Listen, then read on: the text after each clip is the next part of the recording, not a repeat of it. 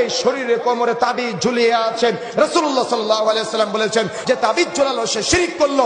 আজকে মাইকের আওয়াজ মাহফিলে যতদূর পর্যন্ত যাচ্ছে, যাদের কোমরে, যাদের হাতে, যাদের মাজায়, যাদের গলায় তাবিজ ঝুলে আছে, আল্লাহ রাসূল বলেছেন যে তাবিজ ঝুলালো সে শিরক করলো। আল্লাহ রাসূল বলেছেন সে শরীক স্থাপন করলো, সে শিরক করলো। সুতরাং যদি আপনার শরীরে তাবিজ থাকে, হাতে কোমরে পায়ে তাবিজ থাকে, আজকে এই বৈঠকে বসে এখনই তাবিজ খুলে যেতে হবে। ভাই এবং বোনেরা, সন্তান প্রসব করে, এজন্য সন্তান প্রসব করে বলে আপনি একজন পীর বাবার কাছ থেকে তাবিজ নিয়ে সন্তানের গলায় ঝুলিয়ে রেখেছেন।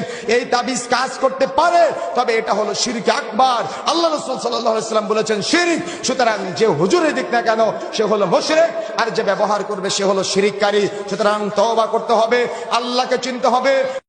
তাবিজ ব্যবহার করবেন না, তাবিজ ব্যবহার করলে শিরক হয়।